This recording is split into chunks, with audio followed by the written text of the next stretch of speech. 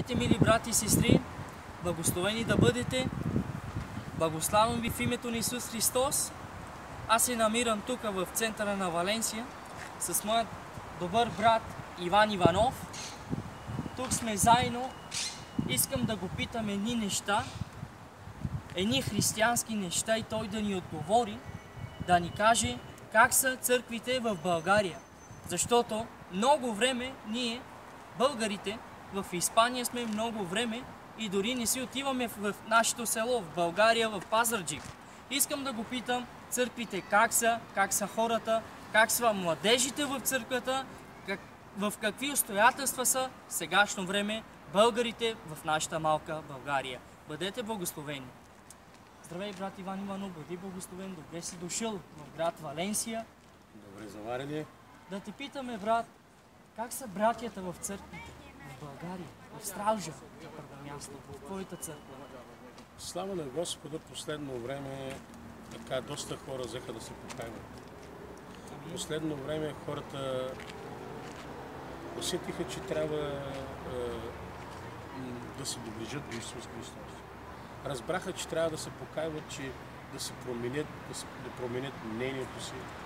Много младежи почнаха масово да се покаяват. Млади семейства, църквата вече някъде около 150 до 160-70 членове. Дори място вече няма къде да седнат. Просто трябва да измисля дори нещо да направя, за да може да разширим пределите на нашия Господ Исус Христос. Най-вече царството да разширим. Царството да разширим. За църквата какво да ти кажа? Значи църквата е в добро състояние. Идват си братите, сестрите, имам добър духовен съвет, добри хвалители. Знаете много добре Нико Иванов, кой е той.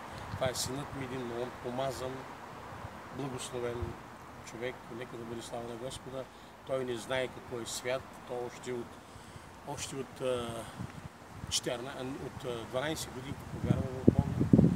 И той заедно с мен се покая. Аз става вече 11 години и 5 години вече пастирувам в църквата. И благодаря на Господа виждам в България голяма промяна. Хората се променят. Хората се покаиват масово. Виждам хората, виждат, че живота без Исус е нищо. И те усетиха, разбраха, че тези хора трябва да се променят. Тези хора трябва да се покаиват, да търсят присъствието на Бога. И аз вярвам, за бъдеще, поне 70% хората ще бъдат хора. Така че, а как се чувстваш в Испания, в Валенсия? Много добре се чувствам. Вече това ми може би четвъртото или петото идване в Испания, но по Божия път съм втори път. Значи преди съм имал сватби, светски сватби в Испания, в Мадрид. Минал съм от това място, но не сме спряли да ги видим тези неща. Но слава на Господа, благодаря на Господа, че Бог ме изпрати на това място. Бог ме изпрати в Испания. Да носим Неговата благовест, да благовестваме, да говорим за Неговото име, да се покаяват хората, да приемат Господа. И аз ви насърчавам всички, които сте в най-различни държави. Няма значение където си. Покаивай се, приеми Господа за личен спасител и да бъдеш спасен. Добре, брат Иване, сега поздрави моите мили брати и сестри по лицето на земята, които те гледат сега в този момент. Поздрави ги, кажи им много поздрави, благословения. Здравей на всички, нека Бог да ви благослови. Нека помазанието на нашия Господ Исус Христос, силата на Господа да бъде върху вас. Пожелавам ви да бъдете благословени, изпълнени със Святия Дух.